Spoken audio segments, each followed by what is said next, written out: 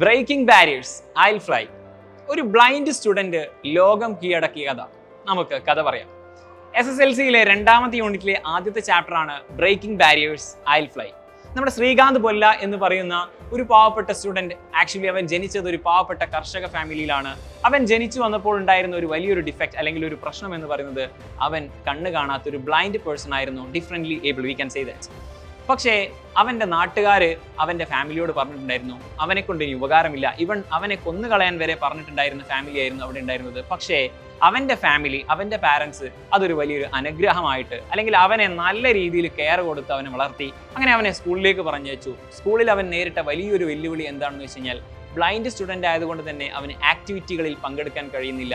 മാത്രമല്ല ക്ലാസ്സിലെ ഏറ്റവും പിറകിലെ ബെഞ്ചിലായിരുന്നു അവനെ കൊണ്ടുപോയിട്ട് ഇരുത്തിയിട്ടുണ്ടായിരുന്നത്. അങ്ങനെ അവന് വേണ്ട അറ്റൻഷൻ കിട്ടുന്നില്ല എന്നത് കണ്ടതുകൊണ്ട് തന്നെ അവൻ്റെ പാരൻസ് അവനെ ഹൈദരാബാദിലെ സ്പെഷ്യൽ സ്കൂളിലേക്ക് കൊണ്ടുപോവുകയാണ്.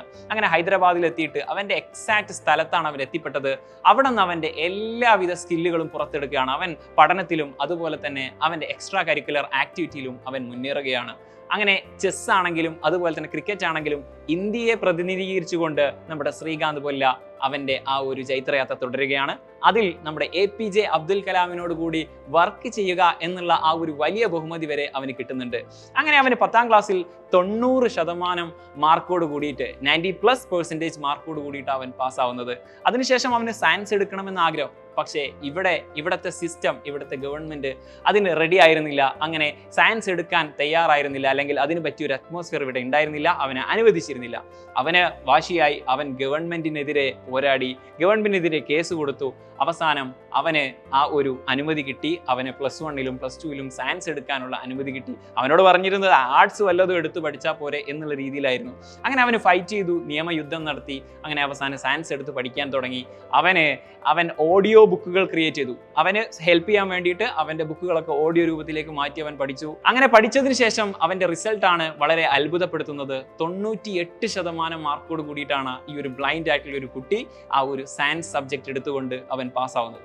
അതിനുശേഷം അവൻ്റെ ആഗ്രഹം IIT ചെയ്യുക എന്നുള്ളതാണ്. IITയിലേക്ക് പോകുന്ന സമയത്ത് അവിടെയും അവന് അവസരങ്ങളില്ല. IIT ചെയ്യാൻ പറ്റില്ല. ഒരു ബ്ലൈൻഡ് ആയിട്ടുള്ള പേഴ്സൺ ഒരു കോമ്പറ്റീറ്റീവ് എക്സാമിൽ പങ്കെടുക്കാൻ പറ്റില്ല എന്നായിരുന്നു അന്ന് പറഞ്ഞിട്ടുണ്ടായിരുന്നത്. അവൻ ഒഴിവാക്കിയില്ല, അവൻ വിട്ടുകൊടുത്തില്ല. അവൻ നേരെ അതുക്കും മേലെ അവൻ പിടിക്കാൻ തുടങ്ങി. Actually MIT, Massachusetts institute of technology, നമ്മുടെ സാൻഫോർഡിലെ, ആക്ച്വലി അമേരിക്കയിലെ ലോകത്തിലെ തന്നെ ഏറ്റവും വൺ ഓഫ് ദ ബെസ്റ്റ് കോളേജിൽ തന്നെ അവൻ അഡ്മിഷൻ കിട്ടി. അവിടെ നിന്ന് ആദ്യമായിട്ട് ഇന്റർനാഷണൽ ലെവലിൽ ആദ്യമായിട്ടാണ് ഒരു ബ്ലൈൻഡ് സ്റ്റുഡൻറ്റ് ഈ ഒരു MITയിൽ നിന്ന് പാസ്സാവുന്നത്. അങ്ങനെ അത്രയും മിടുക്കനായിട്ടുള്ള ഒരു കുട്ടി പാസ് ഔട്ട് ആവുന്ന സമയത്ത് സ്വാഭാവികമായിട്ടും കോർപ്പറേറ്റ് കമ്പനികളൊക്കെ അവന് വേണ്ടിയിട്ട് വാദിച്ചിരുന്നു, അല്ലെങ്കിൽ അവന് വേണ്ടിയിട്ട് അവൻ്റെ പിന്നാലെ നടന്നു. അവന് അവിടെ ധാരാളം ജോലി ഓഫറുകൾ ഉണ്ടായി. പക്ഷേ അവൻ ഇന്ത്യയിലേക്ക് തിരിച്ചു വന്നു. എന്തിനാണെന്നല്ലേ? യെസ്, ഇന്ത്യയിലേക്ക് തിരിച്ചു വന്നിട്ടുണ്ടായിരുന്നത് അവന് നേരിട്ട പല രീതിയിലുള്ള പ്രശ്നങ്ങളുണ്ട്. ഒരു ബ്ലൈൻഡ് സ്റ്റുഡൻറ്റ് മാത്രമല്ല, ഡിസേബിൾ ആയിട്ടുള്ള ധാരാളം ആൾക്കാർക്ക് നേരിടുന്ന പല പ്രശ്നങ്ങളും അവന് ക്ലിയർ ചെയ്യണം എന്നുള്ള ആ ഒരു മെന്റാലിറ്റിയിൽ അവൻ ഇന്ത്യയിലേക്ക് വരുന്നു. ബോലൻഡ് ഇൻഡസ്ട്രീസ് എന്ന് പറയുന്ന ഒരു സ്ഥാപനം തന്നെ തുടങ്ങിക്കളയുന്നു.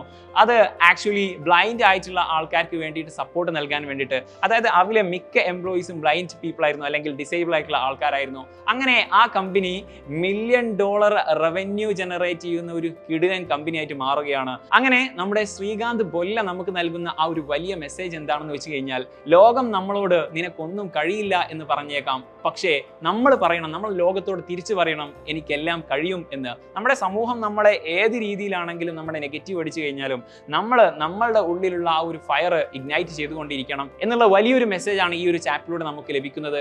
അപ്പോൾ ഈ ഒരു ചാപ്റ്റർ നല്ല കിടിലനായിട്ട് ലൈൻ ബൈ ലൈൻ ആയിട്ട് നമ്മൾ പഠിച്ചിരിക്കണം. ഇതിൽ നിന്ന് എക്സ്പെക്റ്റബിൾ ആയിട്ടുള്ള ധാരാളം ഡിസ്കോഴ്സുകൾ ഉണ്ട്. ഇതൊക്കെ നല്ല രീതിയിൽ പഠിക്കണം. ഇതൊക്കെ അടിപൊളിയായിട്ട് പാർട്ടായിട്ട് അതുപോലെ തന്നെ ഡെയിലി ലൈവ് ക്ലാസ്സുകളായിട്ട് പഠിക്കാൻ വേണ്ടിയിട്ട് നിങ്ങൾക്ക് നമ്മുടെ അസ്ത്ര ബാച്ച് ഓൾറെഡി സ്റ്റാർട്ട് ചെയ്തിട്ടുണ്ട്. അപ്പോൾ അസ്ത്ര ബാച്ചിൽ എത്രയും പെട്ടെന്ന് തന്നെ നമ്മൾ ജോയിൻ ചെയ്യുക. കാരണം നിങ്ങൾക്ക് ഡെയിലി ലൈവ് ക്ലാസ്സുകളും റെക്കോർഡ് ക്ലാസ്സുകളും അതുപോലെ തന്നെ 1 വർഷം നീണ്ടു നിൽക്കുന്ന സപ്പോർട്ടുമാണ്. ഇപ്രാവശ്യം നമുക്ക് ഒരു കാരണവശാലും ഫുൾ A+ കുറഞ്ഞ മാർക്ക് നമ്മൾ പ്രതീക്ഷിക്കുന്നില്ല. അപ്പോൾ ഏതായാലും നമുക്ക് അടിപൊളിയാക്കാം. Happy life.